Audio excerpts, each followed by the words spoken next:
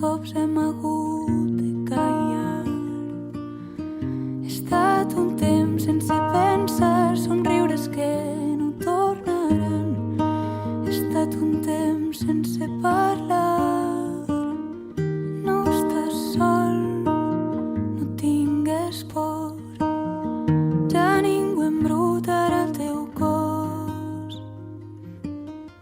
No estàs sol, no tingues por.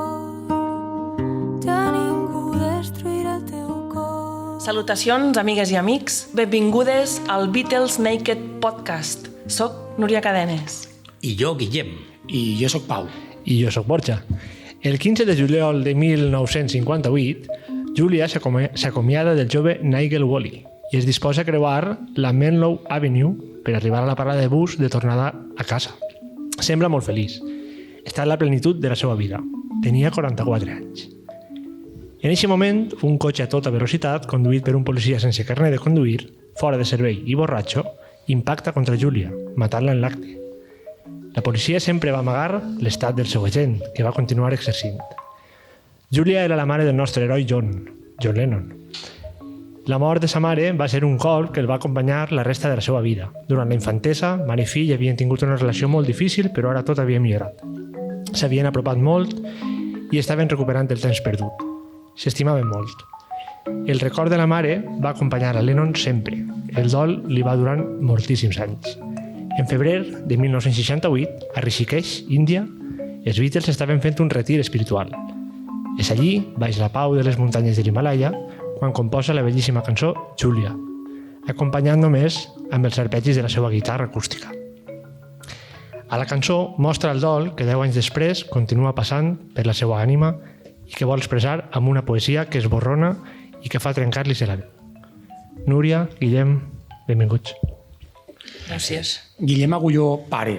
El dol d'un familiar que se'n va quan no toca dura per tota la vida o va passant? A veure, el temps alivia el dolor. Arrima't al micro. I se sent... El temps, després de 31 anys, alivia el dolor. Però el dolor és indescriptible, és molt, molt fort. I dura per tota la vida, estic segur. Sí que dura per tota la vida. Però aprens a conviure en ell. Sí, aprens a conviure en ell. Sí, sí. I És el món i Guillem.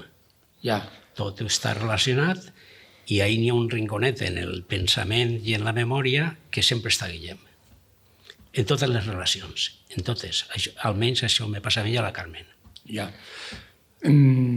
Jo tenia molta por, jo no, nosaltres, Borja, jo tenia molta por, molt més que por respecte de fer este programa,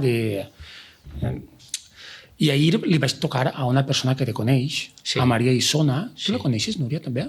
De Sueca. Sí. I me va dir, no patisques per res. que són gent molt propera, saben riure, tenen sentit de l'humor i estan, no sé si la paraula és acostumat o habituat a parlar del tema, per tant, relaxa't i fes el programa amb tranquil·litat. És així, no? Així és, sí, sí. Núria Cadenes, Barcelona, 1970, periodista i escriptora, ha escrit una cabassa de llibres, 10-12. Els que jo conec, que són els que jo he llegit, és Cartes des de la presó, l'Ovidi i Guillem, ha sigut Premi de Narrativa de la Ciutat d'Elx. Ho ha dit bé? Sí. Ho ha dit bé. Asa.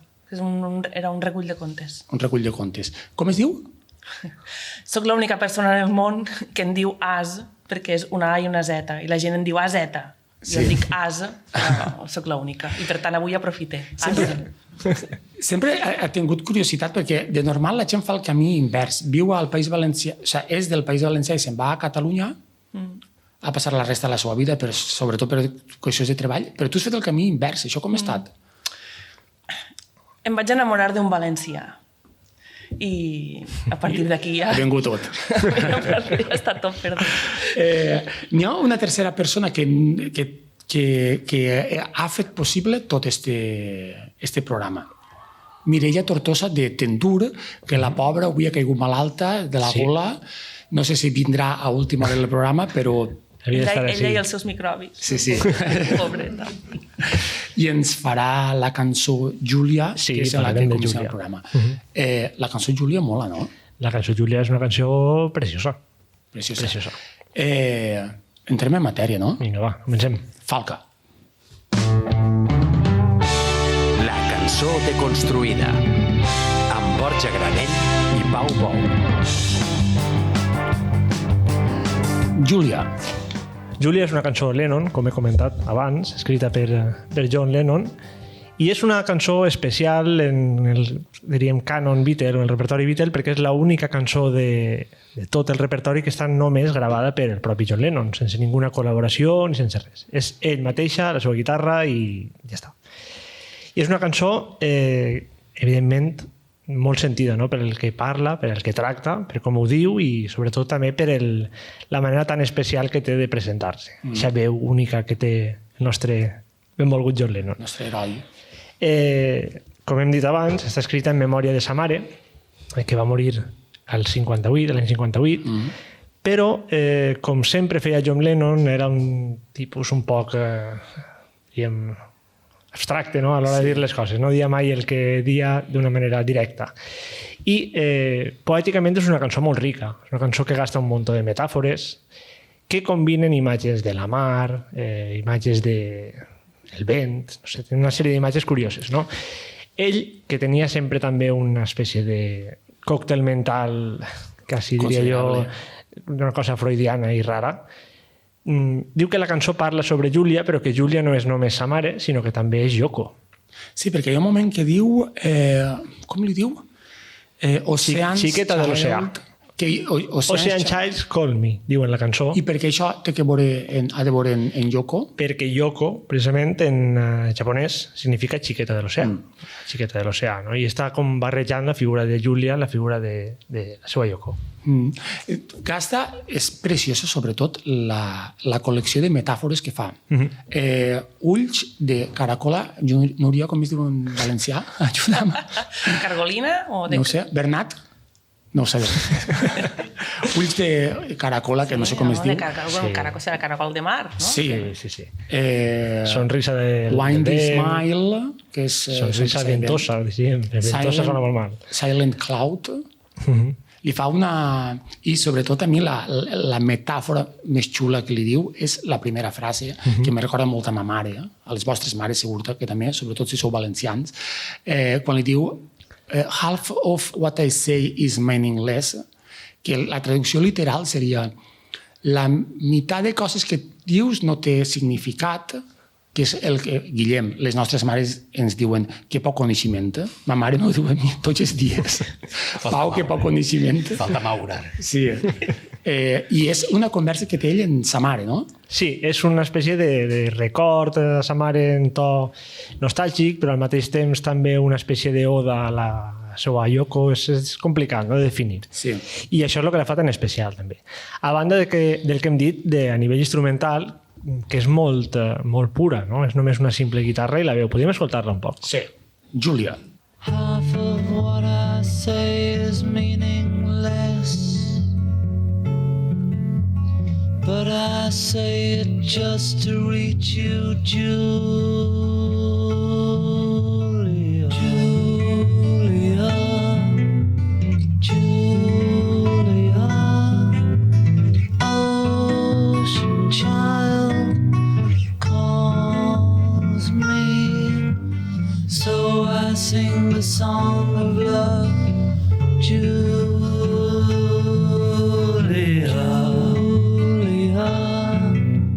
Seashell eyes, windy smile, calls me, so I sing the song of love, Julia. Quina passada, Sí, molt bonica. passada. També hem de dir que és curiós on apareix al mig, en el centre mateix de l'àlbum blanc dels Beatles, que és aquesta espècie de carrusel boig d'animalaes, Sí, no? sí. Una cançó de cada rama distinta, i així al mig apareix això com una espècie d'oasi de pau i de tranquil·litat. És impressionant. Que, hem de dir- per cert, amb Vicent Borràs, amb el Sí. capítol que gravàrem... Coneixes a Vicent Borràs? Sí. Col·lega escriptor? I tant, i tant. És i amic tant. del programa. Ai, que bé, doncs ara m'he de llegir el seu darrer llibre. Sí, sí. Anatomia patològica. Sí, ja parlàrem Sí, el van comentar. de Júlia i l'enllaçàrem amb el... Sí, parlarem de Darling Boy, Exacte. Beautiful Boy, que era també una altra cançó que Lennon havia dedicat a la seva mare / fill, també una cosa un poc peculiar, no? Sí, sí, sí. Bé, hem de dir que dins de el White Album, l'àlbum blanc Sí. dels Beatles, hi ha diverses cançons que van estar escrites en Índia mentre estaven fent este retir espiritual, no sé què. I són 3 o 4 cançons que tenen en comú una forma molt curiosa de tocar la guitarra, que és el que s'anomena el finger picking. Finger picking podríem dir que és, la traducció seria com puntejar en els dits, Sí. una cosa així, no? La guitarra puntejada, no? Sí, els Beatles, sempre ho hem dit, eren uns músics fantàstics, però eren un poc no, eren molt limitats a l'hora de tocar els seus instruments. Val? No eren virtuosos ni molt menys, eren tot el contrari. Estaven a silvestrats, no? Tocaven... Sí, eren rockers que tocaven en pubs. Sí. Espera't, Guillem, perdona, la interrupció. De 0 a 10 o de 0 a 100, quin índex de Beatlemaníac tens? Jo? Sí. Pots dir un 0, no el tirarem del 15. programa.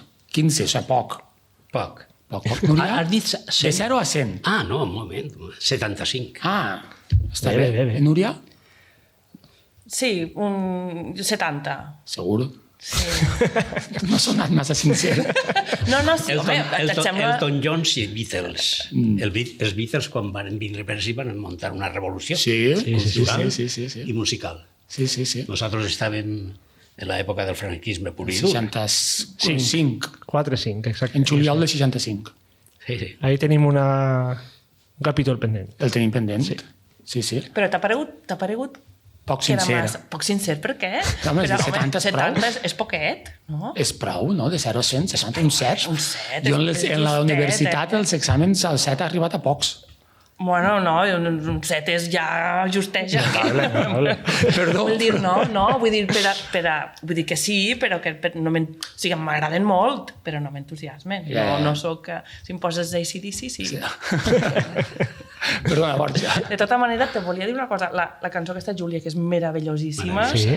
ara me l'heu esgarrat vosaltres una mica perquè al saber que barreja la mare amb Yoko Ono... Sí. ho Nosaltres som molt pro Yoko, eh? Ojo, Sí, no. Compte lo que vas a dir. No ho dic per la Yoko Ono, dic per aquesta barreja, la mare i la dona, la troba inquietant, i ara per culpa vostra ja no la podré sentir mai. Jo Lennon sempre és inquietant, sempre és inquietant. No va fer ninguna cançó que no fora inquietant.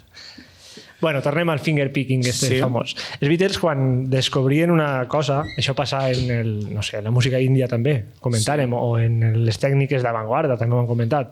En este cas descobriren el finger picking este famós, que era tocar la guitarra d'una manera que no estaven acostumats a tocar. Per cert, ha plegat Mireia. Hola, Mireia. La Mònica.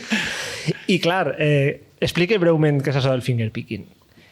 Normalment els Beatles tocaven la guitarra a lo bast, no? Com si en lloc de dits tingueren una pala i anaven rascant ahí les cordes Acords, no? fent acords i en una pua normalment, no? El finger picking deixa la pua de costat i comença a utilitzar els dits com a forma de tocar les cordes. Què permet això?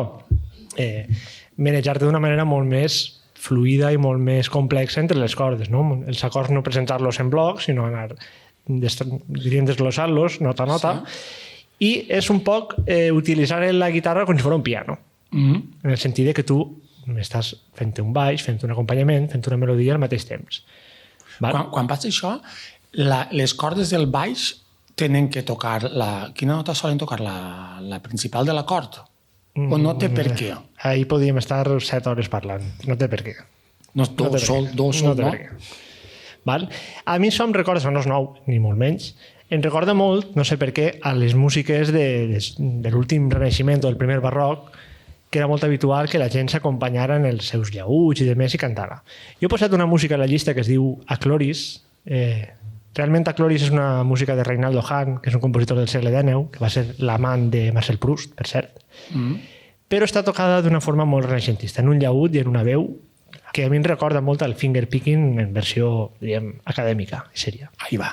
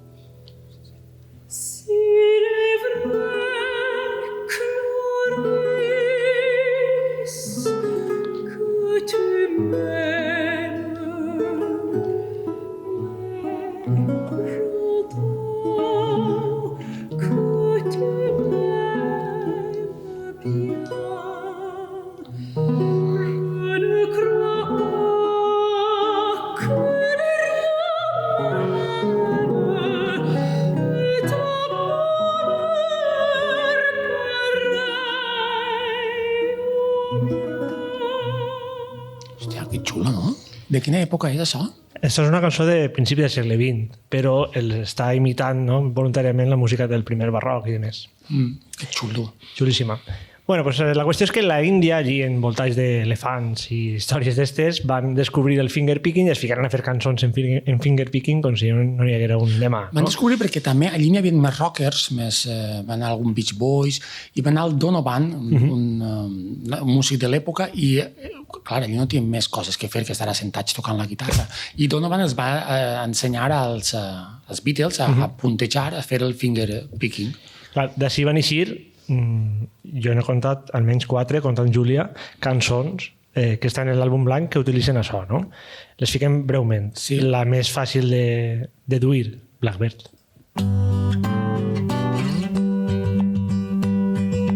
Blackbird singing in the dead of night. Take these broken wings and learn to fly. All your life you were only waiting for this moment. Brutal. Ja Que en parlarem, l'hem dedicat sí, un sí. capítol a posta. Dear Prudence, Per també. cert, Sí. el capítol ixe que tu no l'has escoltat, vosaltres dos el conegueu. L'acabarem, perquè acabem cada episodi fent música en directe, que avui la farà la nostra amiga Mireia de Tendur. Quan farem Blackbird, l'acabarem tocant en Dolçaina i Tabal amb Armand Fletes. Estil de El les conegueu, Azores. Armand Fletes, no? Va organitzar l'homenatge al Guillem en Sueca, Sí, amic de Mireia. Ai, amic de Maria Isona. de Maria Isona, sí. Perdona. Altra cançó que utilitza el fingerpicking és el Dear Prudence.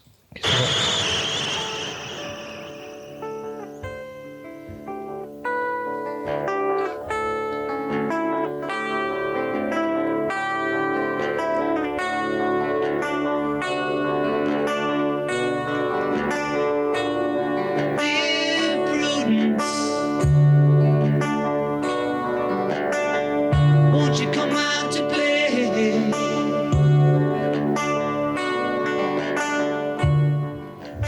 Ves això, Xulíssima, no? sí, sí. Es van aprendre a fer això i... I agarraren gustet. Gustet, no? Un poc massa igual.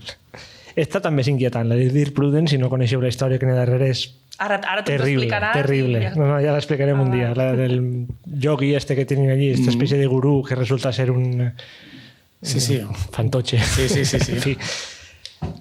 Clar, això del fingerpicking, com hem dit, podem trobar també en la música del Renaixement i demés, però hi ha una història que ens va fer conèixer Mireia sobre una dona dels Estats Units, nascuda a finals del segle XIX, Elizabeth Cotten, que era una dona negra, no?, de classe baixa. Sí, és de les històries que ens agraden. Sí.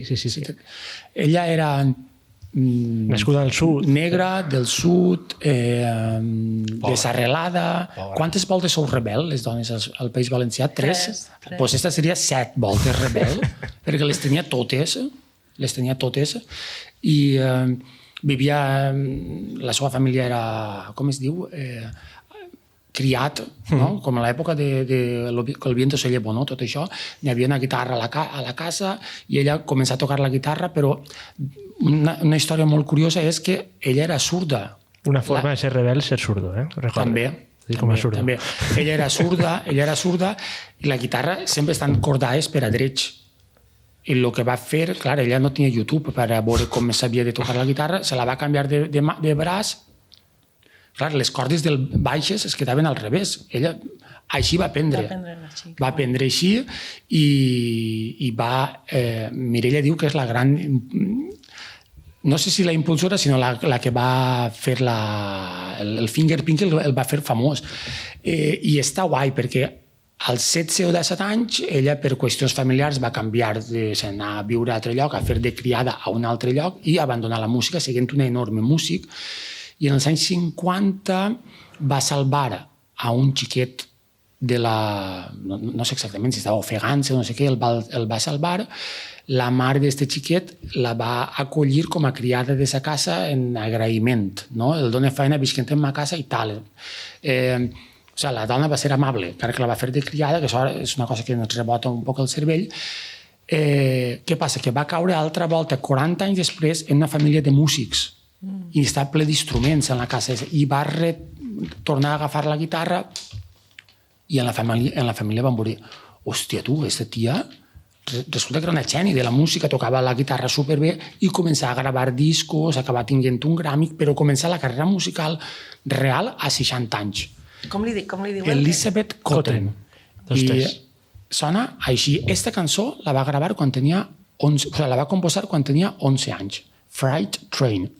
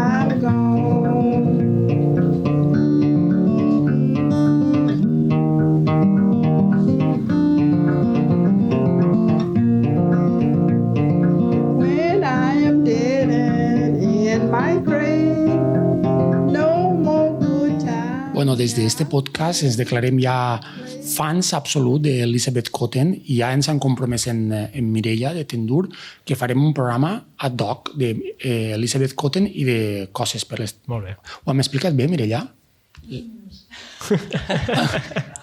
Més o menys.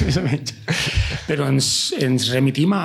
No, però a més heu escampat les ganes de saber-ne més, per tant, sí. Això ho heu aconseguit. Què més? Molt bé, doncs ho tenim. Després escoltarem la versió de Júlia de Mireia, que és fantàstica. Jo volia dir una coseta. En l'època meua, que jo soc molt major, ja tinc 70 i pico d'anys, i jo crec que eren els Sirex que doblaven les cançons a l'espanyol, les cançons dels Beatles. Sí, Sirex i Mustang. No sé si era Yes Mustang. També. Yes Mustang també. Era la introducció a la interpretació de la música dels Beatles, hasta que varen... fer els discos i tot això. La meva sogra se sap quasi totes, moltíssimes cançons dels Beatles, totes en castellà. Clar. I a mi em fa moltíssima risa. Perquè quan jo a voltes me flipe perquè vaig a casa d'ella i me fique vídeos dels Beatles en YouTube, no sé què, sempre diu, mira, pues és que volen esta cançó, i me canta l'Obladí-Obladà en castellà. Obladí-Obladà, què más da?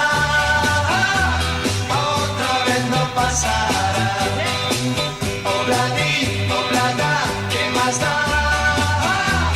Otra vez no pasará. En una vieja iglesia me puse a esperar.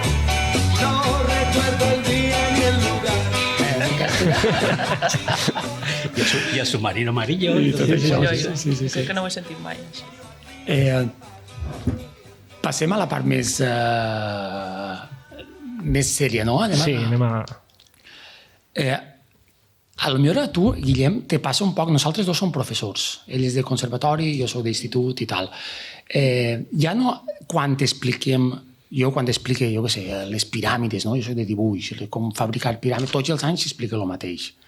Això està en el currículum i s'ha d'explicar i no t'ho planteges. Però, per exemple, quan ve el 8M, el dia de la dona, de l'alliberament de la dona i tal, alguns companys a voltes me diuen, ja, altra volta explicar-lo el mateix? Però, clar, els xiquets que apliquen a aquesta edat és nou per a ells. Per tant, per a tu és repetitiu, per a ells és nou. A tu te passa un poc això quan t'expliques la història del Guillem, del teu xicón? La història del Guillem gairebé ja no l'expliquem perquè la coneix tothom. I si m'ho pregunten, difícilment m'ho pregunten a mi, li pregunten a la meva filla, que és professora, i ella sí que fa tertúlies en els xiquets del seu institut o d'altres instituts que era Guillem. Però és el que t'estic dient, la sap tothom és una perspectiva, jo crec que equivocada, perquè la sap tothom és de la nostra generació. Ne venen generacions noves. La meva filla té 13 anys. Sí, no ho coneix. Ella l'ha conegut ara perquè li ha explicat en casa i tot el rotllo ixe i ho dic tot, la reflexió és perquè no n'hi ha que deixar de contar certes coses. No? Esteu d'acord, Núria? Absolutament. Sí, sí. De fet, en el cas de Guillem Agulló ho hem fet entre tots durant aquests 30 anys, contar-ho i contar-ho i contar-ho i tornar a contar. Ja siga amb una pintada a la paret, amb un mural, amb un poema, amb una cançó, amb llibres, i parlem plural perquè abans del que vaig fer jo hi havia el del Jaume Fuster, sí. La mort de Guillem, la pel·lícula, Caixit ara, és a dir, mitjans diferents, programes de ràdio, mitjans diferents per contar la història des de punts de vista diferents perquè arriben a generacions diferents. Clar. És que sí. Perquè, a més, és que tenen dret de saber-ho. Clar. No és perquè siguem pesats, és perquè les noves generacions tenen dret de saber-ho. Nosaltres tenim l'obligació d'explicar-ho, que es conega el que va succeir justament per justícia i també per intentar evitar que coses com aquestes arriben un dia que ja no, que tornen a passar. A mi, sincerament, me ve gran arribar a tot el públic, no? Encara que ja han hagut llibres, pel·lícula, cançons que parlen de Guillem. I a nosaltres encara ens conviden a donar xerrades per ahir i ho expliquem, però ja no ho expliquem als xiquets, ho expliquem als adults que al mateix temps es dedicaran a explicar-li als seus fills i als menuts. Vull dir en això que si és necessari i n'hi ha que explicar-ho, evidentment, però que ja això és patrimoni de tots i obligació de tots. Sí. Ara, per exemple, del darrer llibre que farem de Guillem, Antonio Rubio va fer una proposta pedagògica que també és assequible per als instituts, depèn de quines edats, pots llegir-te aquest llibre i veure'l d'una forma o d'una altra, però amb la idea que arribi, que es parli a classe i que la història es conega. No? També les cançons ajuden molt perquè d'entrada diu aquí què passa. Sí. Que després els xiquets o els adults, com diu en Guillem, vulguin saber, els que encara no ho sàpiguen, què va passar. Qui era Guillem Agulló? Com era a casa? Quines aficions tenia?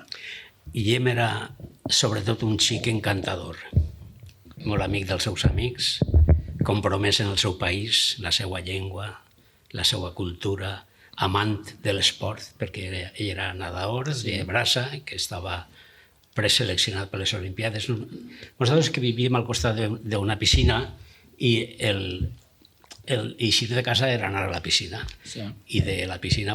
En Burjassot, no? A Burjassot. I de la piscina anava al barri del Carmen i connectar en els maulets, en la rama del Pesant, i es va convertir en un revolucionari.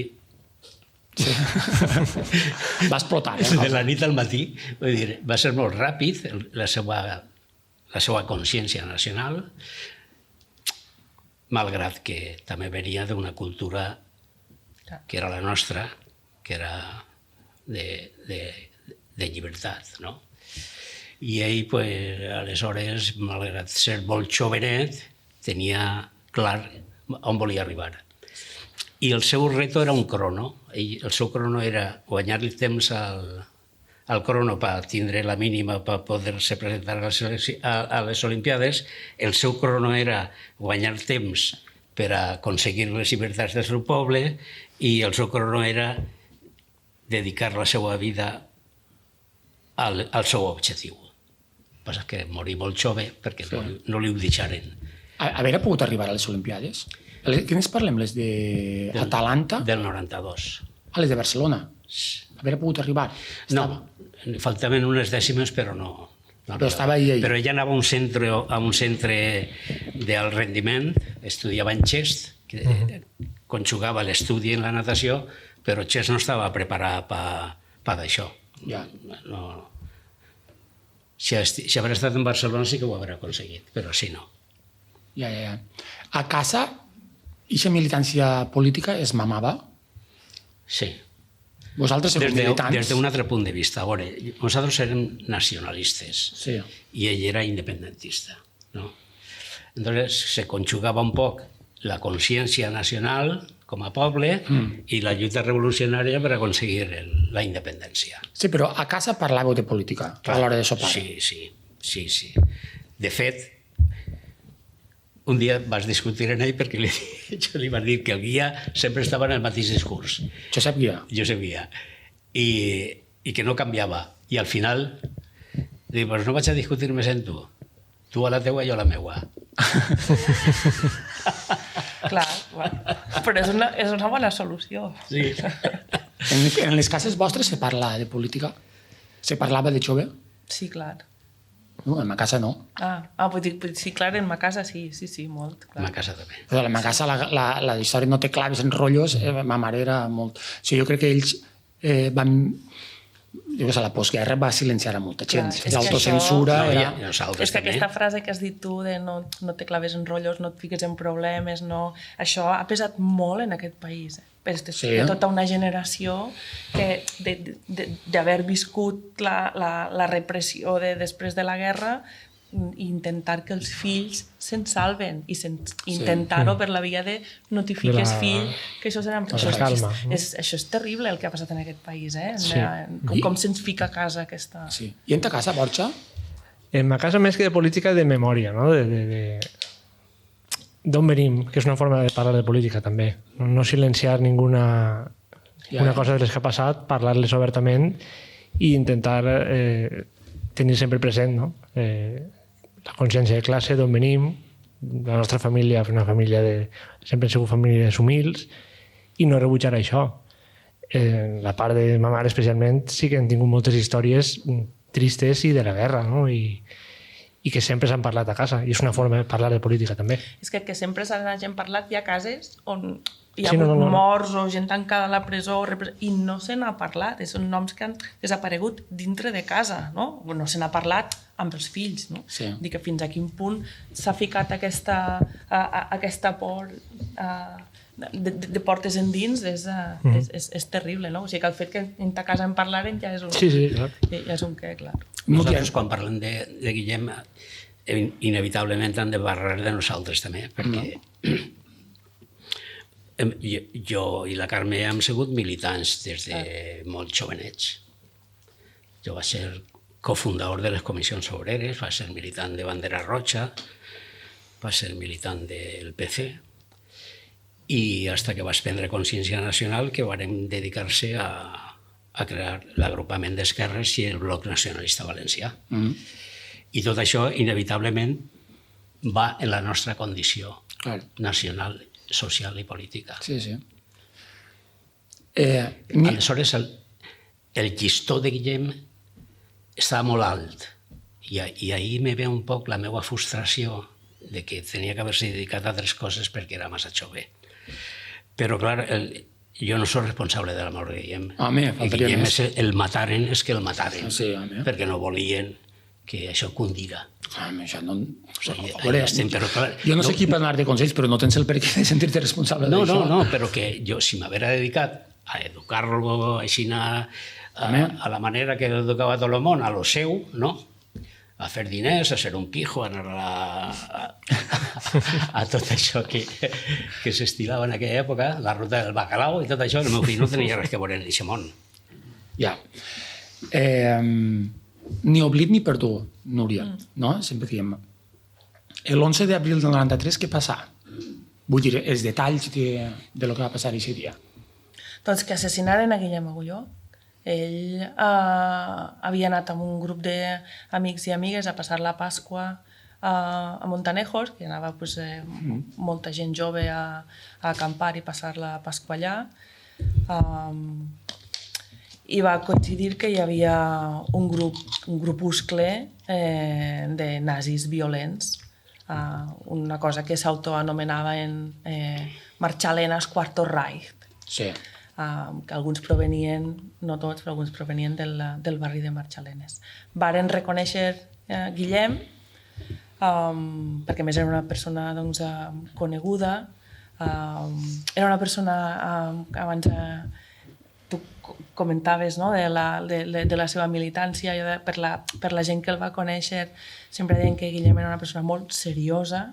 O sigui, no era un baligabalaga, un estos de... Trapatroles, es diu. Exacte, en absolut, una persona seriosa que parlava poc i quan parlava feia el que havia dit que no és allò de cal fer i que ho fas a no sé qui, no? Sinó que ell quan deia que s'havia de fer una cosa doncs la treballava per a que tirara endavant i formava part de molts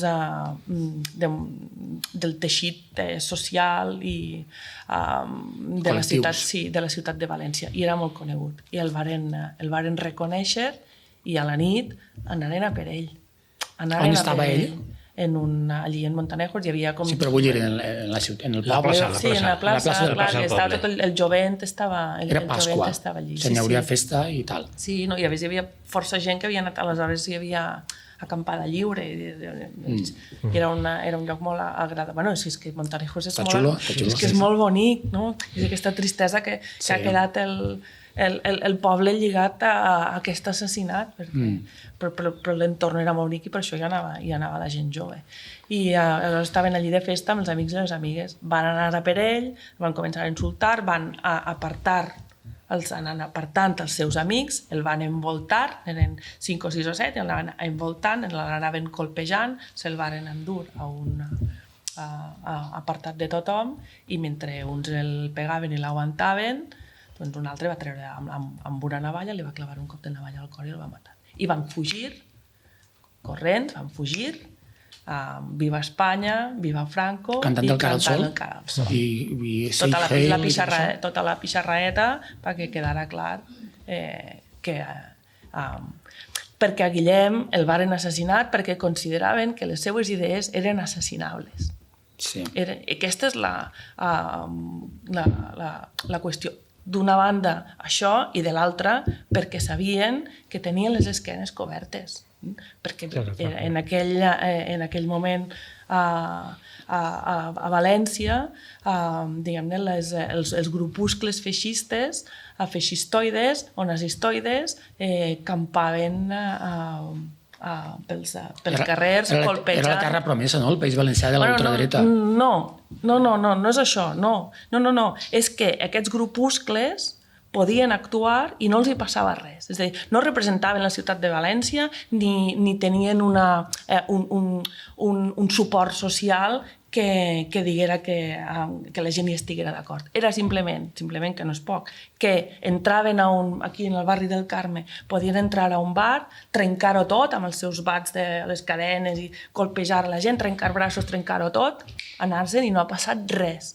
I no ha passat res, és a dir, que a ells no els hi passava res. Clar que ha passat, perquè o podien colpejar a un professor d'institut o un professor d'universitat o trencar els vidres d'entitats culturals, amenaçar a la gent. Podien fer això i no passava res. I no els passava res. I també un poc en el context, en les bombes que tiraren el 3 i 4 a Joan Fuster, a Sánchez Guarner. No hi ha culpables, no? Perquè no va haver res, ni investigació pràcticament. No? Vull dir, és el context en el que varen assassinar. Sentiment d'impunitat absolut. no era un sentiment, era una realitat, Constatació. realitat, una constatació. Sí. És a dir, diguem, el súmum d'aquesta... I són les conseqüències d'atorgar impunitat als grupuscles violents i feixistes, valga la Sí. redundància. Això és el que passa l'11 d'abril del 93. Del 93, sí. I després, Guillem, ve el judici. El judici també n'hi ha que donar-li de menjar a part, no? Perquè també n'hi ha... judici va ser Tu crec que ni l'acabares, pot ser-ho? No, jo no anava ja per allí, per res. El començares... El comencí... Perdoneu, Digues. un segon només abans d'anar al judici. Aquella nit, perquè això també va passar l'11 d'abril del 93, aquella nit, qui va quedar retingut diguem, Comissaria, no? Sí, en unes dependències d'això, van ser els amics i les amigues de Guillem, que eren criatures de 15, 16 i 17 anys. Els assassins no els varen detenir. Els assassins van tornar a les seves tendes, van fer el que van voler, l'endemà se'n van anar on van voler, ningú no els va molestar i tampoc els van detenir. És a dir, es van lliurar coordinadament a la policia 2 o 3 dies després. Però aquella nit a qui van assenyalar ja com a Sí, culpable o... com a culpables, com a tancables, Sí. eren els amics i les amigues de Guillem. I això ja dona també Sí, te fiquen el mapa. el punt de que aquí s'assenyala i aquí no, en aquell moment. La Policia no? Nacional, no? O la Guàrdia Civil? Sí, no sé si ha Guàrdia combinat Civil. o la Guàrdia Civil, crec. Guàrdia Civil. Però bé, en aquest cas, vull dir que tant li fa que siguin uns com els altres. Ja, perquè la qüestió és igual que aquí assenyalen, no?, com a culpabilitzable, Sí. i aquí no. Això en el teu llibre mola molt com ho contes des de la perspectiva d'un dels assassins. O sigui que el Gabriel ho fas des de la vista d'un, no és el que pega la navallada, però un d'eixos. I després ve el judici. El judici, que es va fer molt llarg, perquè tenint en compte que els abogats dels assassins eren d'un prestigi i èlit d'abogats del País Valencià, que és algo que nosaltres sempre ens han preguntat com i per què. I qui ho paga? Qui ho paga, I qui això? ho paga, sobretot qui ho paga, tenien la intencionalitat de despolititzar l'assassinat de Guillem. Convertir-lo en una baralla, no?, entre xavals Una i baralla, simplement... perquè en això una... és lo que... Això era la intencionalitat política del cas. I ho varen aconseguir, perquè només condenaren a este per un assassinat, com se diria allò? Homicidio, no sé. Homicidio involuntario o alguna cosa així. I els altres es varen Sí, alliberar. com que s'havien vist per allí, havien discutit o no sé què, i ja està. I perquè S'han bufat o se el que pegaren sigui. unes males mirades i tal, i lo que queda clar és que Guillem diu una pegatina i que deia nazis fora, que li fica a la meva dona, en una bumper, deixes, nazis fora, i ell el localitza, perquè este és Guillem el de nazis fora, i així estem nosaltres que som els nazis. I ahí no volien entrar ni de broma. En el judici. El tribunal no volia saber res d'això. I a més era un tribunal... El tribunal era Felipe de la Cueva Vázquez, Sí. Eloísa Gómez Santana i Antonio Martínez Zamora. Sí, no? el president del tribunal era un carca impressionant. Nosaltres estiguem els primers dies en el judici i quan el Josep Guia, sentat darrere de l'assassí, tres seients més darrere, diu, che, mira quina cara d'assassí te hice, i este se gira, señor presidente, mire lo que me está diciendo. Y salsa que le digo, oiga, usted fuera. Y el tira y el va denunciar al guia.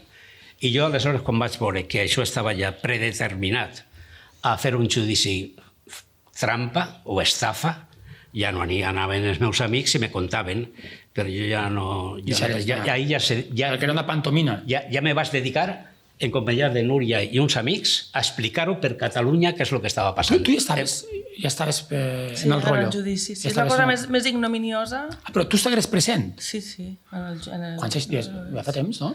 Va ser en el 95, crec que era el 95. Sí, tardaren 2 anys en fer-lo. Sí. El que ha dit Guillem també és molt important, és veure com en aquest judici van intentar negar el caràcter polític de l'assassinat de Guillem Agulló i ho van aconseguir en termes judicials, però ho han perdut en termes de coneixement popular. Tothom ha entès. O sigui, allò que ells van intentar i aquí no ha passat res, parlem d'una altra cosa, perquè això ha estat una... A més, anaven canviant la versió, si s'han barallat per una xica, que si anaven beguts, que si era una pelea entre bandes, que si... Qualsevol cosa embolicada, menys reconèixer que el Guillem Agulló el van assassinar per això, perquè consideraven que les seves idees eren assassinables, i això és molt greu.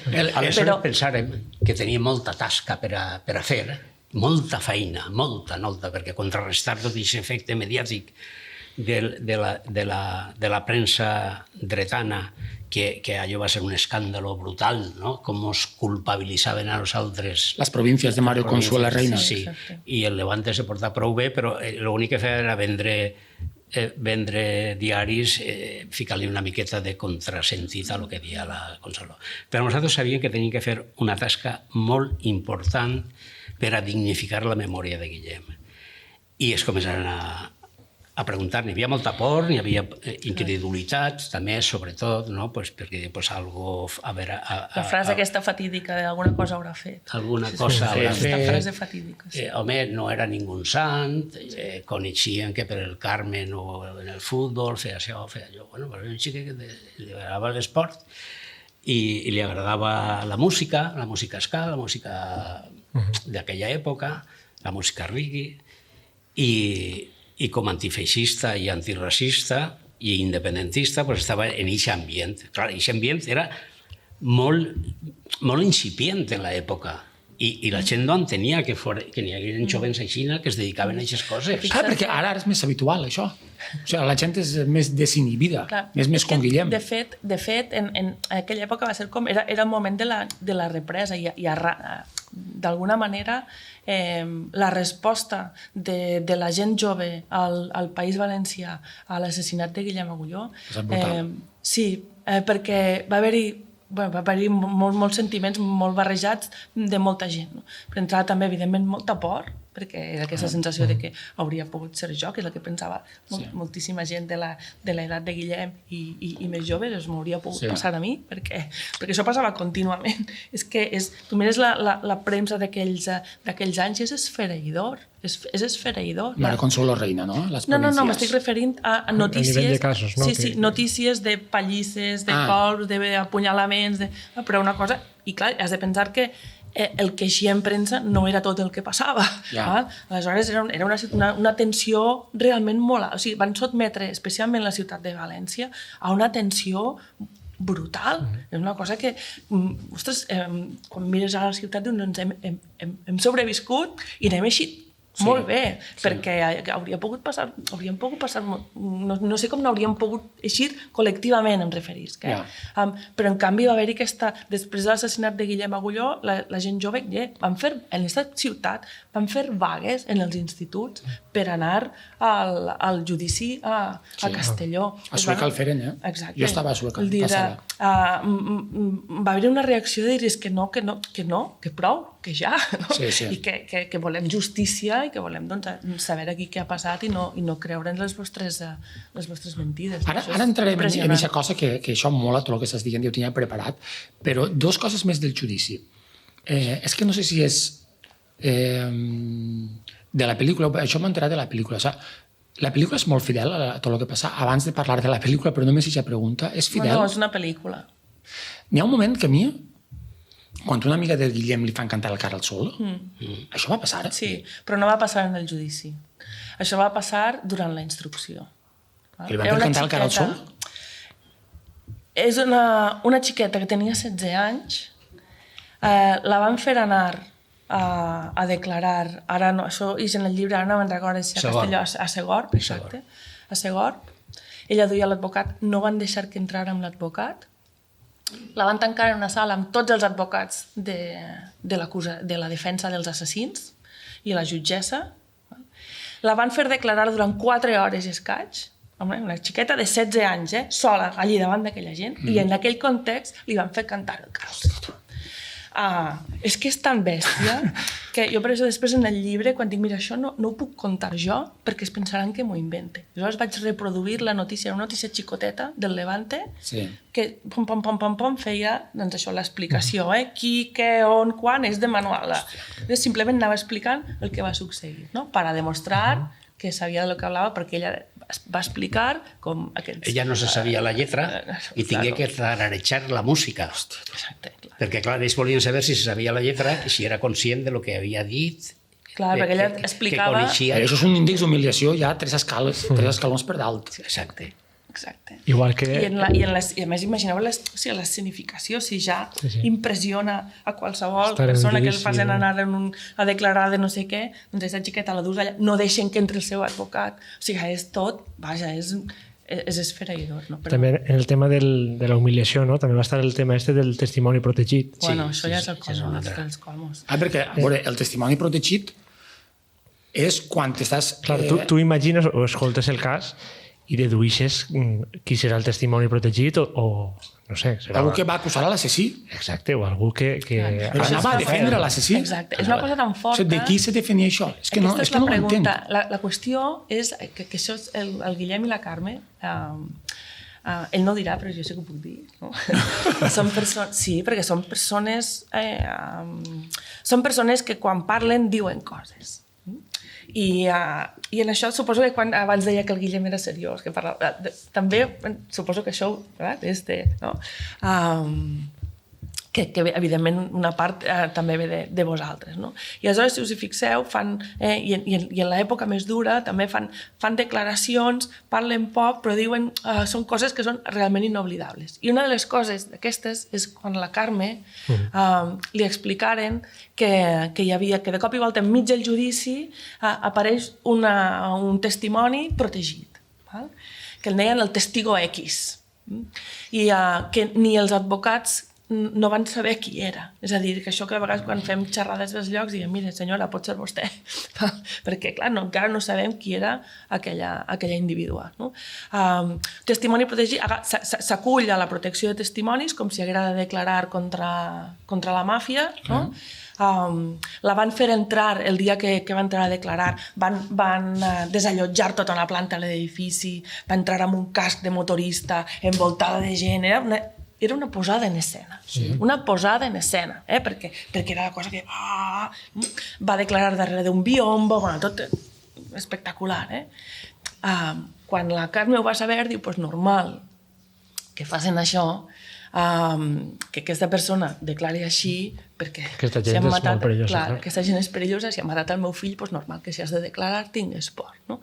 I aleshores li van dir, no, Carme, no és una testimoni contra els assassins, sinó a favor dels assassins. Aleshores és quan la Carme va preguntar, doncs, de qui té por? De mi? Clar, és que és tan... Tan surrealista. Clar, és que no saps per on agarrar-ho. És gravíssim. Tot això ho decidia el tal... El tribunal. El tribunal. Felipe de la Cueva Vázquez, que el nom ja es fatxa, vull dir, ja el nom ja dius, tio, este tio... De la cueva. Li falta... De la cova, exacte, l'entrès de la cova. Però el que passa és que n'hi havia una estratègia política que igual no eixia del mateix tribunal, que eixia, no sé, desapareix de l'Estat. Què vols que te diga? Ja. S'ha orquestat. Clar. Sí, perquè n'hi havia molts braços, no? Estava la premsa, estava la justícia, i hi havia una cobertura que estava per damunt de tot. No, i estaven els abogats que indirectament treballaven per la Generalitat Valenciana. Els abogats de... Que treballaven indirectament. No, però els abogats dels assassins. Sí. Els Palops i els Grima, d'alguna manera, eren col·laboradors del govern de la Generalitat Valenciana de l'Herba. Eixa pregunta te la volia. El PSOE què va pintar en tot això? No, el PSOE s'amagà. Ens donà el condol a nivell institucional, l'ERMA m'envià una carteta, però això era un testimoni imprescindible per a no banyar-se. Però ell manejà fils, estic segur que manejà fils, perquè el judici quedara com quedà. I nosaltres som els que els varen desmuntar aquella història. Sí, aquella paradeta. És que penseu que els varen absoldre. Sí. Els varen absoldre, o sigui, només en varen condemnar a un que havia reconegut que li havia clavat la punyalada. Però saps què? El meu fill tenia una complexió atlètica que ell, 1-1 no hagueren pogut tenir. Era molt fort. I el tingueren que rodejar i necessàriament eren còmplices de l'assassinat, perquè el varen immobilitzat. Només que van sentenciar a Pedro Cuevas, assassin principal, a 14 anys, que als 4 anys ja estava per ahir, que després va presentar eleccions i després n'ha fet de vaqueros per ahir. Bueno, després va estar en Espanya 2000, no? l'operació Panzer, que en sa casa tenia un arsenal, no? sí, i ell i els altres els hi van confiscar fins i tot un bazooka, armes i de tot. Tot això és un judici que va passar anys després, en el qual també estava implicat, a més amb parafernàlia nazi, amb esvàstiques per tot arreu, vull dir, los que no eren nazis, no? I los que no eren violentos, d'acord? Aquest altre judici, juguesca, com va acabar? Paregut. Els van absoldre a tots. Els van absoldre a tots. I indemnitzar. I els van indemnitzar perquè enmig del judici la Guàrdia Civil havia dit que por un lamentable error estas pruebas que teníamos han desaparecido. ¿Val?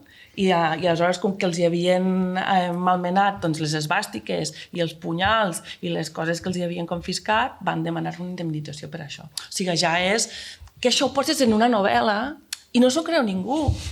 És que no s'ho creu ningú, per això s'han de posar els documents i dir, mireu, ha passat així i ja està, no? Perquè és que si no... Podeu pensar pensarien que exagerem. que és increïble, però és ben cert.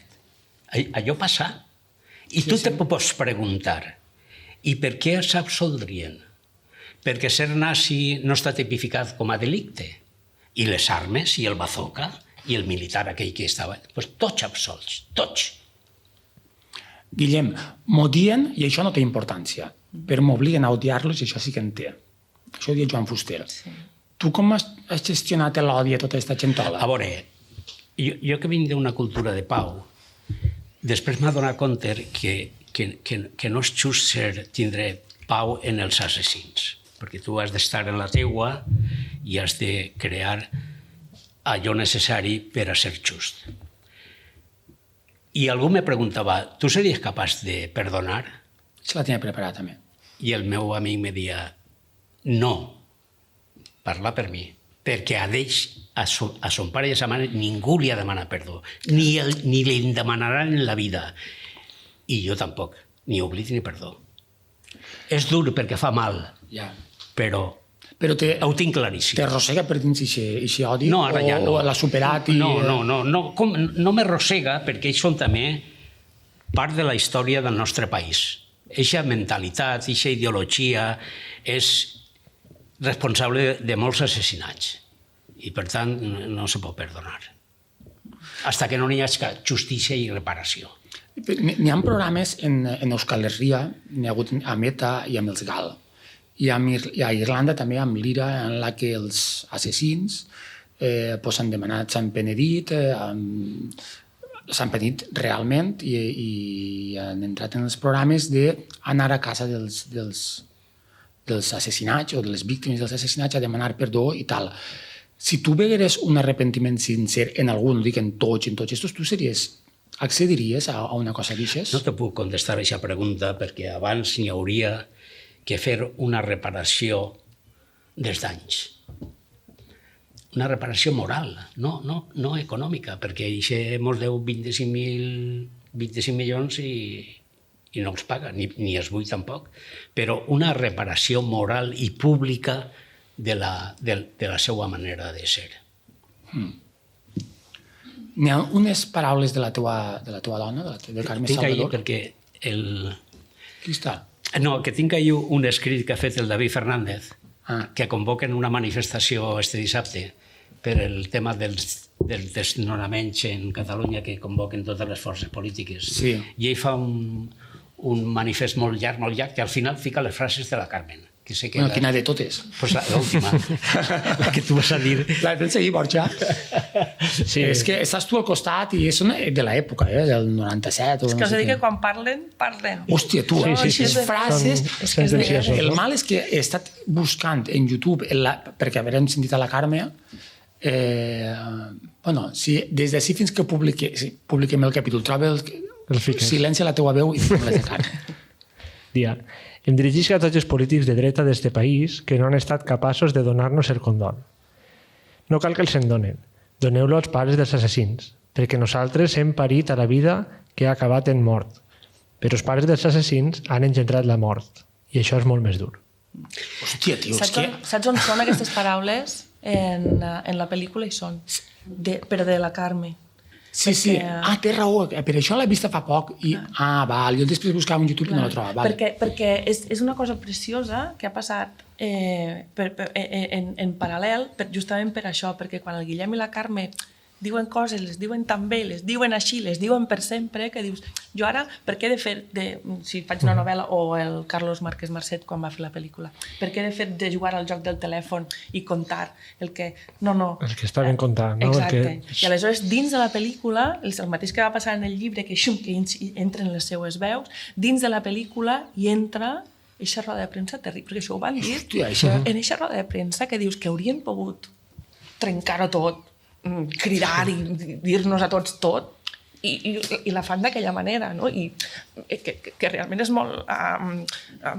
és realment inoblidable. Doncs en la pel·lícula hi ha els actors que fan de Carme i de Guillem i ho fan molt, molt bé, la veritat. Hòstia, és pel·liculón. Sí. És una obra d'art. Ho fan molt, exacte. I ho fan molt, molt bé, però per al moment de la roda de premsa entra la realitat i entra el tall de veritat. Està superguai. I després tornen els actors i no passa. No? Però en aquest moment jo entenc el Carlos, perquè a mi m'ha passat igual en la novel·la, però clar, en una pel·lícula encara és més crida més l'atenció, no? Perquè canvien les cares, però no grinyola la gent. Sí. I entra la roda de... perquè dius, mira, és que és això, no es pot fer d'una altra manera, perquè és eixe moment així. No? Hòstia, la Carme, quan en suec es diu quan parle, obric la boca. Sí. Vol dir, Sí. senta càtedra. Sí, una frase de Guillem també, molt bonica, que és no aconseguiran que deixi de ser un demòcrata.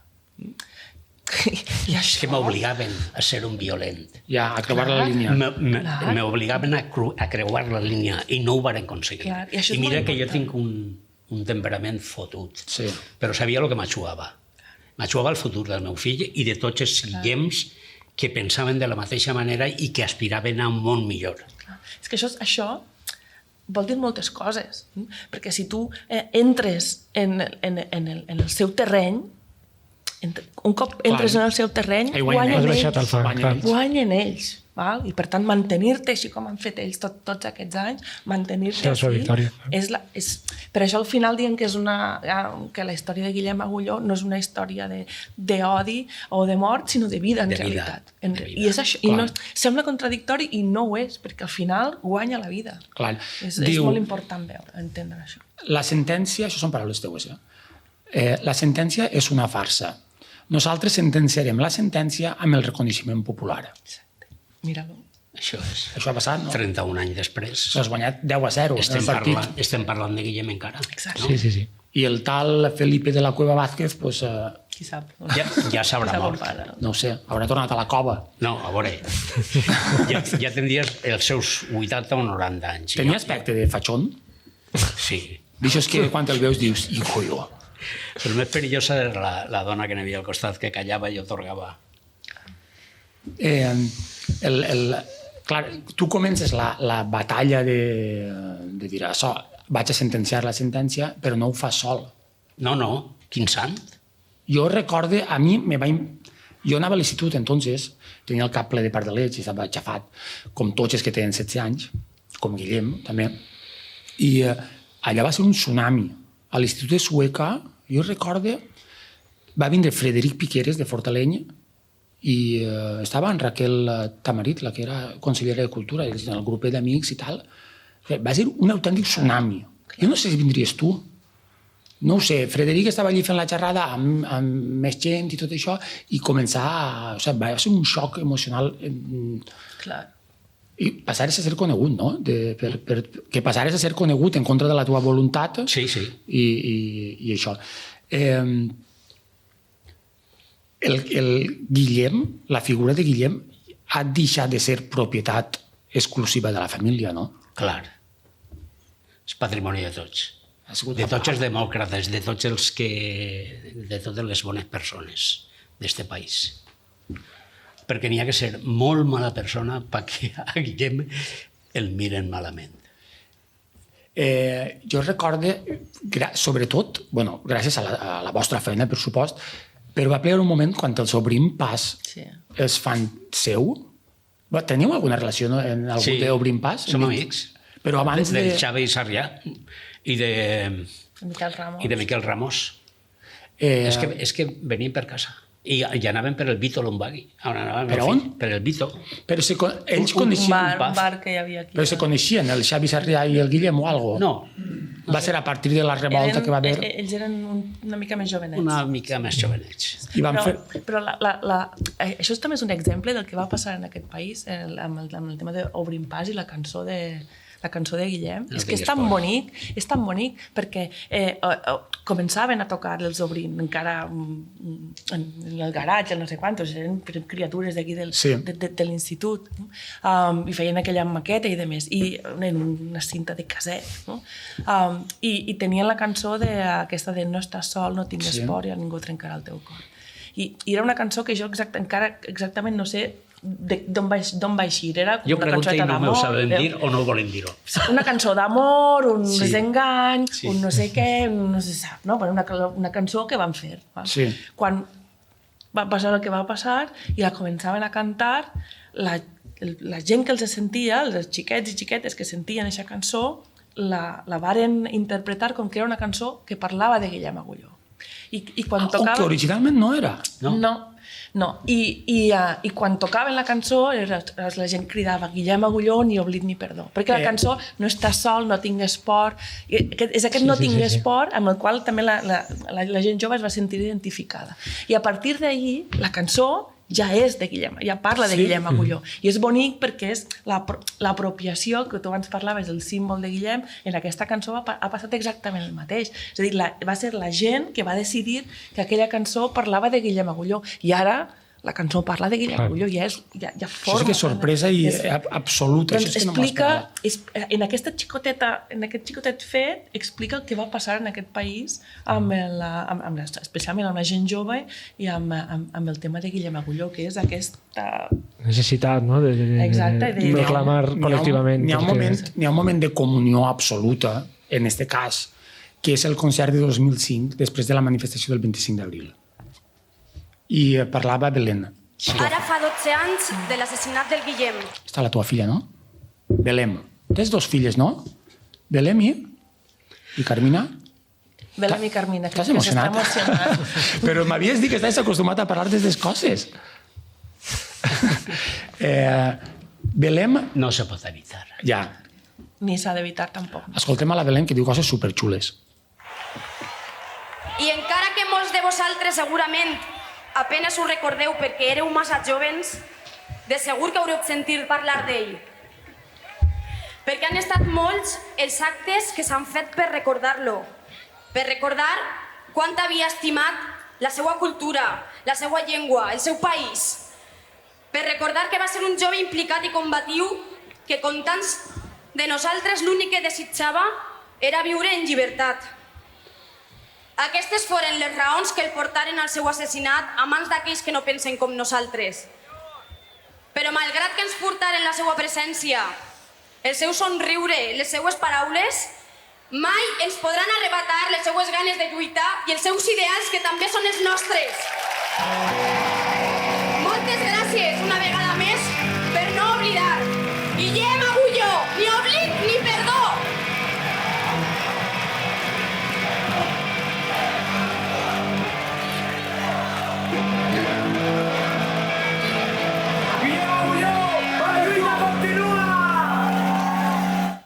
Els Obrim Pas són grandíssims, Ja.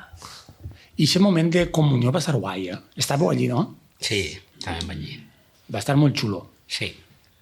Que recorde que ja havien avisat que anaven a gravar en directe el concert i anaven a publicar-lo i va estar xulíssim. Què dius? Perdó.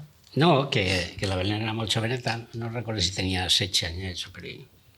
I li vingué molt fort, però és molt valenta, ja veus que té una força... Els té ben posats també a la Belém. Que els té ben posats també a la Belém. Oh, i tant. Sí. D'aquella manera, sí. I se menjà la meitat del discurs perquè s'emociona molt, però bueno, acaba molt bé, amb molta força.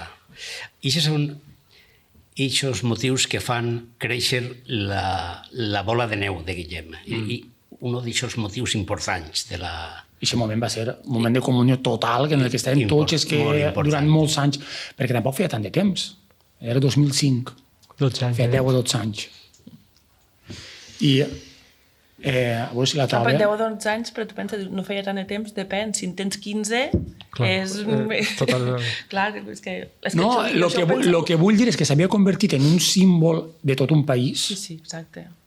en relativament poc de temps. I que Sí, sí. este moviment també d'Obrim Pas, no, d'aquesta sèrie de grups que van eixir a principis dels 2000, va ajudar també a que la cosa es fera molt més gran i molt més col·lectiva. Sí, no? sí. Va haver-hi Va ser una altaveu.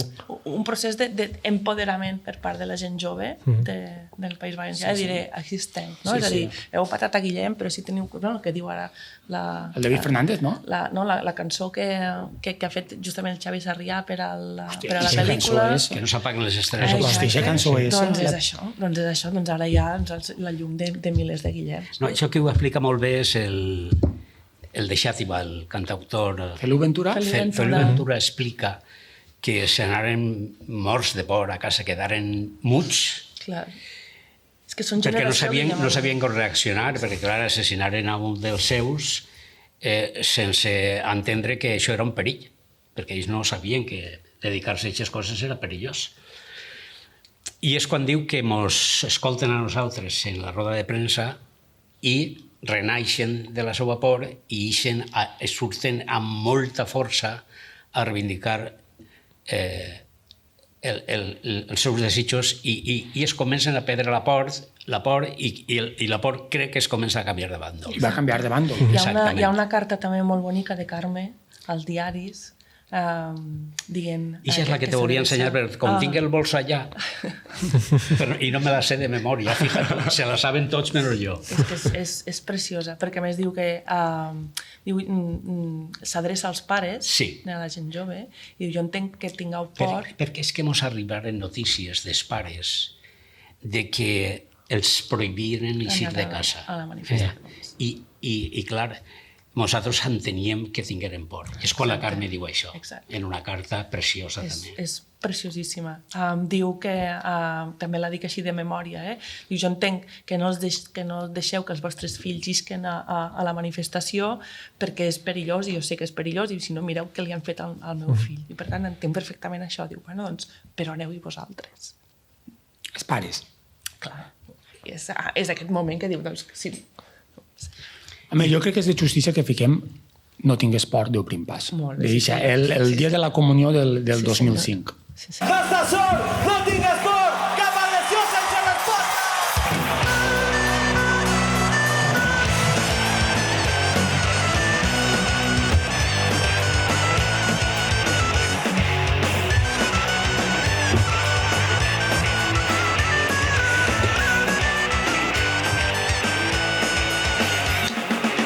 Ja no puc veure més enllà dels teus ulls que m'estan mirant. Quants cops hem hagut de callar. He estat un temps sense pensar, somriures que no tornarà. I he estat un temps sense parlar.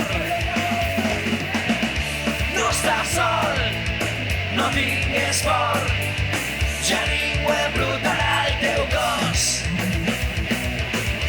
No estàs sol, no tingues por, ja ningú destruirà el teu cor. Nazis mai més! I Xavi Sarrià ho tenia també prou clar, no? Home, i tant, sí, ho tenia i ho té. I Miquel Ramos, que per cert ha sentat càtedra Clar. en tot esta... Ve a partir d'això. O sigui, per al qui no ho conega, Miquel Ramos, cantant d'Obrim Pas, compositor i tal, actualment és la veu autoritzada en explicar els moviments d'ultradreta a l'estat espanyol, ja no sols al País Valencià. Ha sentat càtedra a partir d'ací, Miquel Ramos? No ho sabem, però ell segurament estava molt motivat i suposa que la seva tasca professional i periodística passa per desmuntar tots els moviments neonazis i denunciar-los públicament. Jo crec que està fent un treball impressionant. L'últim podcast que ha fet, el de Junque... Hòstia, és una obra magnífic. d'art. El Junque, l'heu escoltat? És xulíssim.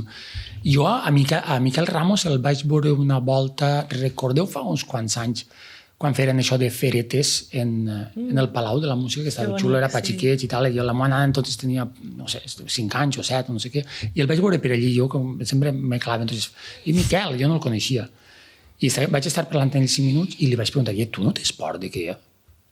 Igual com el fotògraf de Jordi Borràs. Jordi Borràs, sí. No tens por de que esta gent està per civilitzar, que t'agarren un dia i no, el tio també està...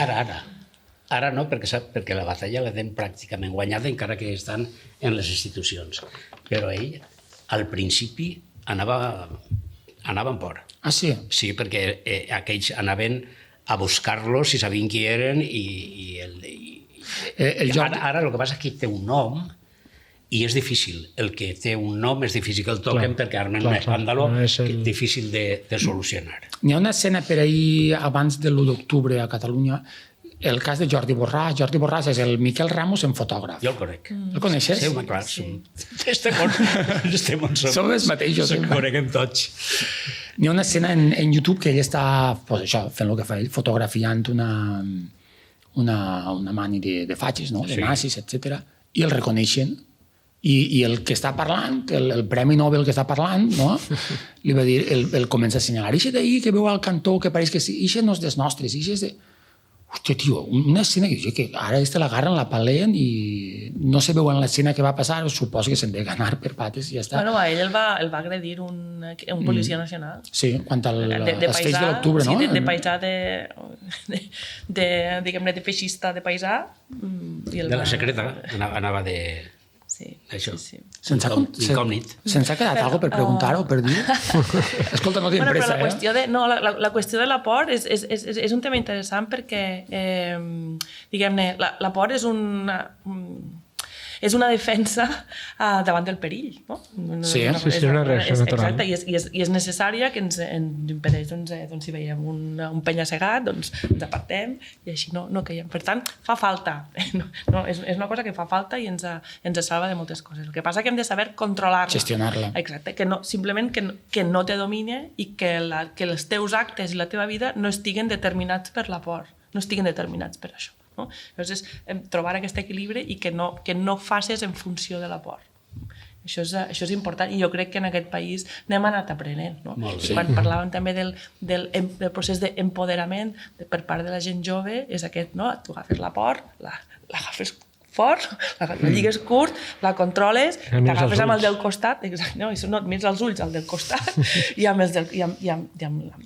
envoltat de la teua gent i tu envoltant-los a ells, doncs avances. I això és el que hem fet en aquest país. Sí. I això val la pena que ens n'adonem perquè ho hem fet. Sí. Perquè en els anys 80, no era fàcil. En els anys 80 la gent tenia por i la gent jove, sobretot. I això és la meva intuïció, que estaven desmobilitzats, acovardits, etc. A l'època del PSOE al País Valencià, que era un desert. No n'hi havia música en valencià tampoc.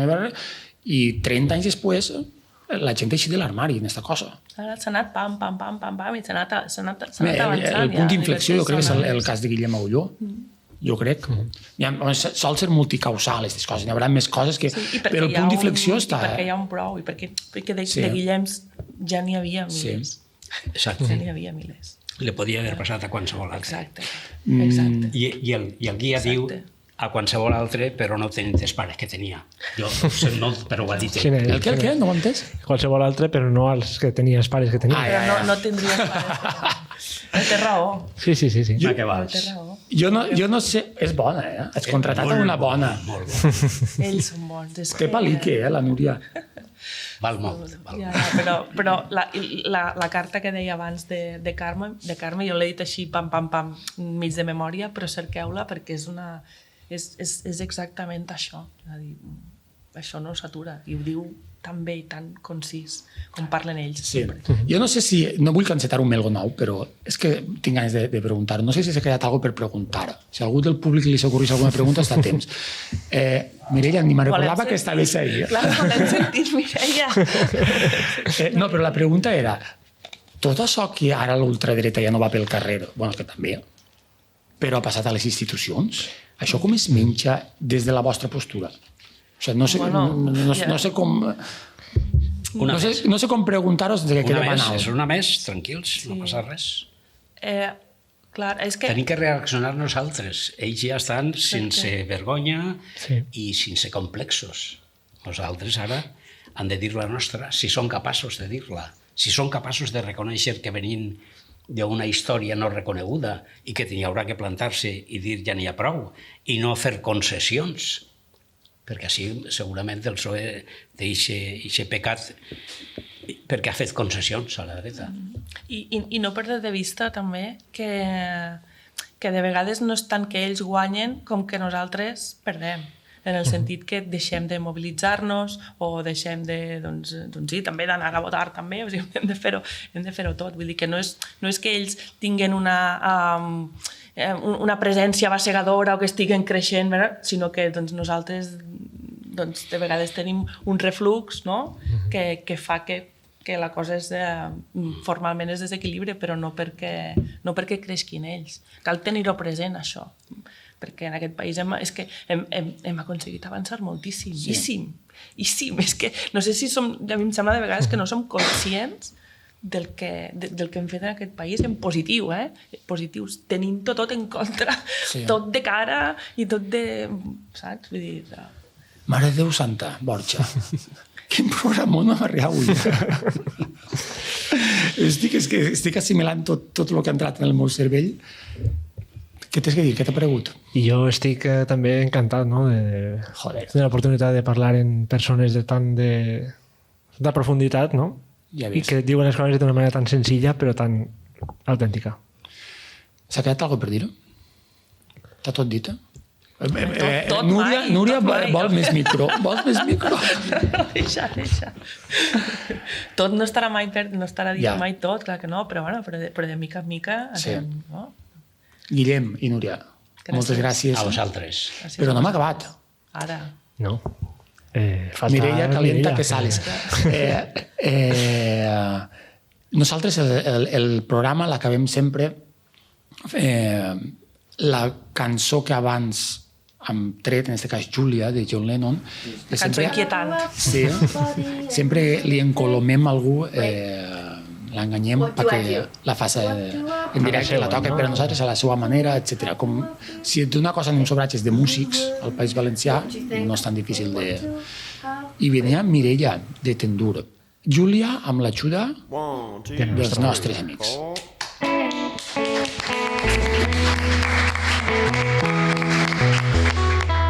What would you think if I sang out of tune? Would you stand up and walk out on me?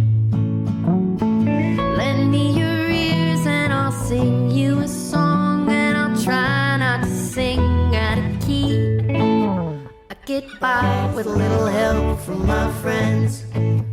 I get high with a little help from my friends. I'm gonna try with a little help from my friends.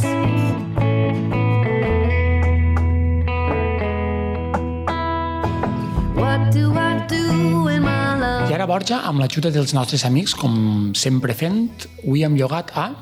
A Mireia Tortosa, del grup Tendur. Saps el que és un Tendur, Pau? Tu saps, Guillem? No. Què és un tendur? Arrima't al micro. No. Zero públic? punts. Algú del públic ho sap? Què és un tendur, Isabel? Una mesa camilla, que s'ha dit tota la vida. Exacte. I això? Bueno, Mireia, benvinguda. Hola. Moltes gràcies. I això de tendur, d'on ve? O perquè te mola la paraula? Clar, això en realitat ve perquè ja m'acompanya a mi de naixement. Resulta que no en tinc gent, que és d'on vinc jo, Sí. de la Vall d'Albaida. Allà es diu molt la paraula tendur. O sigui, allà no diguem mesa camilla, allà diguem... Però és de les poques zones dels països catalans en les que s'utilitza realment la paraula normativa Tendur. de tendur. O sigui, això és una paraula valenciana, catalana. Sí. És Jo- del superior. Abans d'escoltar-la en el... Bueno, abans de conèixer el grup el coneixia, però la vaig llegir en l'última novel·la de Baixauli. I vaig veure que ficava tendur diverses voltes i ho vaig buscar.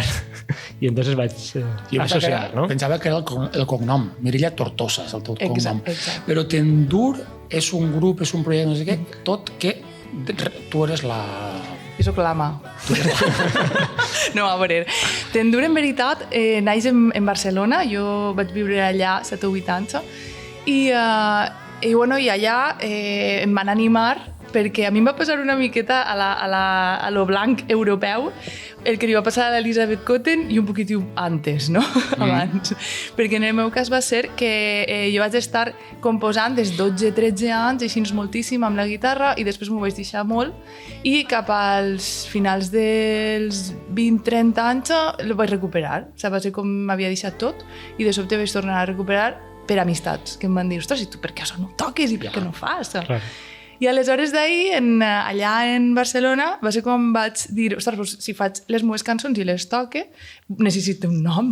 I Tendur va néixer un poc com mitja recuperació de les meves arrels d'Ontinyent, una paraula molt autòctona, i a més que donava com ixe caliu que jo necessitava per poder eixir de la meva habitació.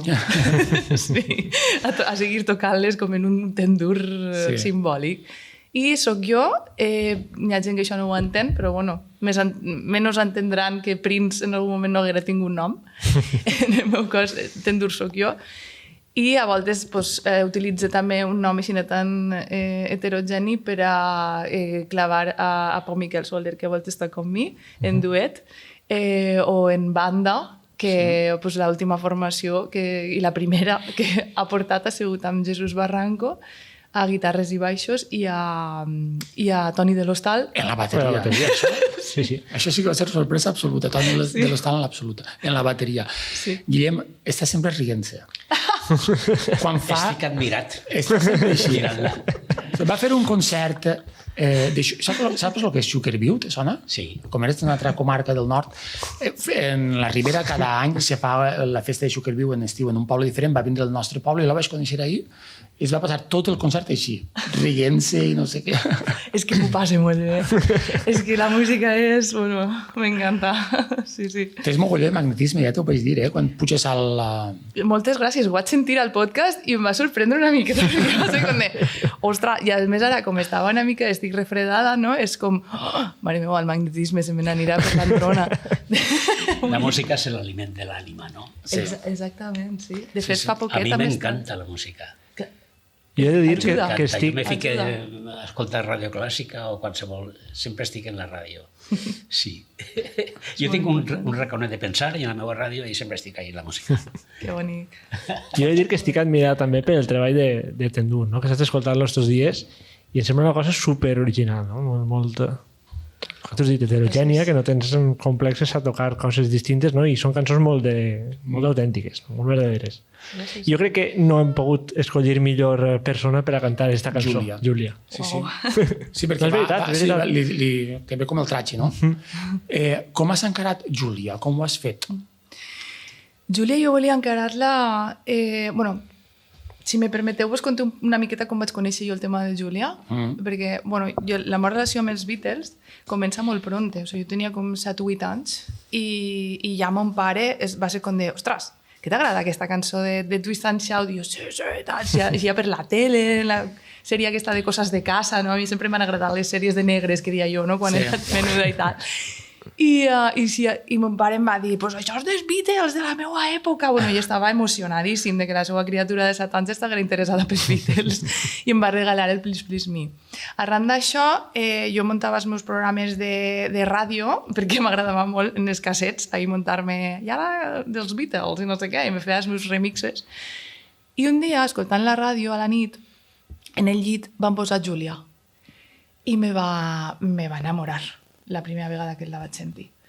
I a partir d'ahir, quan me vau proposar de vindre al programa, ha de ser aquesta.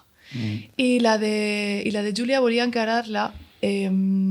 Després conec la història, no? O sigui, estudié musicologia, l'any passat em vaig examinar dels Beatles, fantasia. Ah, sí? No m'havia passat mai. Vaig triar una optativa que es deia Història del Rock i em vaig examinar dels Beatles. Això va ser 10, vaig treure, va ser meravellós. I vosaltres ja, bueno, m'heu ajudat un munt l'any passat a treure aquest 10. I res, i el cas és que Júlia la vaig encarar des de saber que era una història a la mare de Lennon, que n'havia fet 2 cançons ja, no? I aquesta era com en la que més reconciliació existia, no? En la figura de sa mare. I la volia encarar des d'ahir, no? Des de la vulnerabilitat, sobretot, no? una veu que se trencara. Se trenca. Sí, que recordar una miqueta... A mi m'agraden molt... m'agrada molt el trip-hop, m'agrada molt el trip-hop dels anys 90 i m'agrada molt Beth Gibbons i tirava una miqueta per ahí a la meva manera. I després, algo molt senzill també volia. Vaig intentar fer una espècie de finger picking al principi, com imitant una miqueta, però vaig decidir simplificar-ho encara més i dur-ho al meu territori, ja dir, vale, vull estar còmoda cantant aquesta cançó també. O sigui, no vull estar més preocupada pel finger picking que per... No, o sigui, senzill i tal. Crec que, de fet, molta de la producció dels Beatles està basat en aquest concepte, que a mi m'encanta, perquè crec que van anar complicant la cosa a mesura que veien que de manera natural podien fer-ho. I aquesta manera de fluir és la que m'ha dut a mi a fer la versió de Júlia com l'he fet. Que guai, no? Gràcies. Amb llogat avui a dos xiques que els agrada parlar, eh? Sí, això és cert. Els agrada parlar, que Guillem. La fem, no? Sí. Que si no, no pare. Bueno, ens hem convocat a fer un programa, ja parlarem, no? Sí. Nosaltres. Que bé. Si s'examina dels Beatles, de l'1 al 100, que hem fet una pregunta abans i han respost 70 no sé què, no? I 70. Tu com de Beatlemaníaca eres? De l'1 al 100? Vale, tinc que dir-vos que el meu company, el meu pare ja, és el Pau Miquel Soler. Ell és un 10. Beatlemaníac, nivell 11, quasi. Perquè sap molt sobre tota la discografia. Sobre 10. Sí. I en el meu cas, jo diria que Beatlemaníaca soc un 8 i mig, una cosa així. No està mal. Està bé. Més que Guillem. Molt bé. Amics i amigues, amb tots vosaltres, amb tots nosaltres, Mireia de Tendur.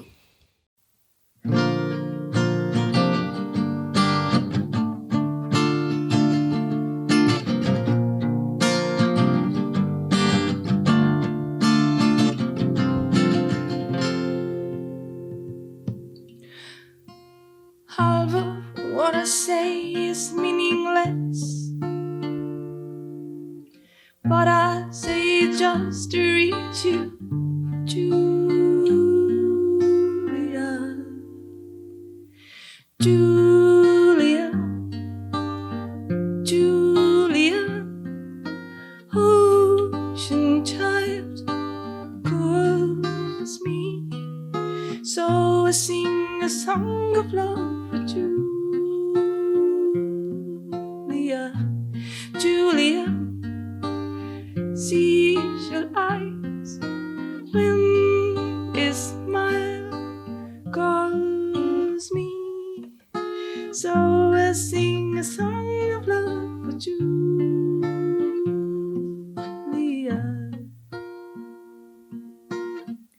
Her hair a floating skyish glimmering, glimmering in the sun.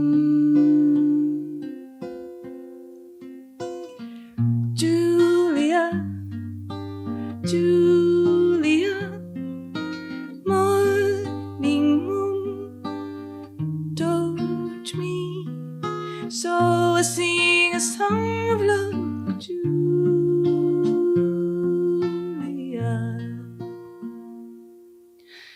When I cannot sing my heart, I can only speak my mind. Julia, Julia, sleeping sun, silent cloud, touch me, so I sing a song of love for Julia.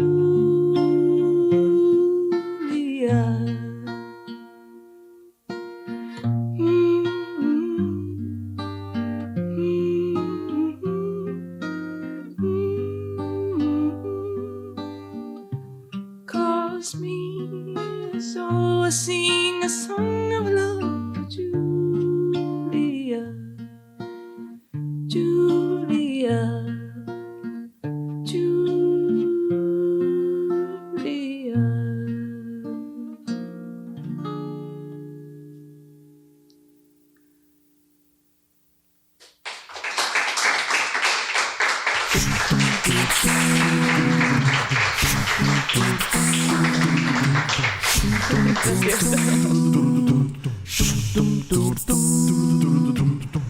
He come and flat up, he come grooving up slowly. He got Jojo Apple, he want holy roller. He got hair down to his knee. Got to be a joker, he just do what he please. Come together.